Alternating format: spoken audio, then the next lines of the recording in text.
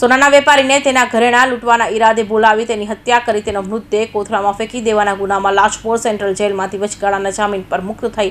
ફરાર થઈ ગયેલા આરોપી રમણસિંહ દિલને દિલ્હીથી સુરત ક્રાઇમ બ્રાન્ચની ટીમે ઝડપી પાડ્યો છે। સુરત ક્રાઇમ બ્રાન્ચની ટીમ નાસ્તા ફરતા આરોપીને ઝડપી પાડવા મેદાને છે ત્યારે બાતમી મળી હતી કે વર્ષ 2014માં આરોપી રમનદીપ સિંહ ઉર્ફ રોમી ગિલને તેની હાર્બર હોલિડે ટૂર્સ એન્ડ ટ્રાવેલ્સના ધંધામાં ખોટ જતા તેની સહ આરોપી ભારતીબેનના ઓળખીતા ભરતભાઈ સોની નામના સોની વેપારી કે જેઓ ઘરે ઘરે જઈને સોનાના દાગીનાનું વેચાણ કામ કરે છે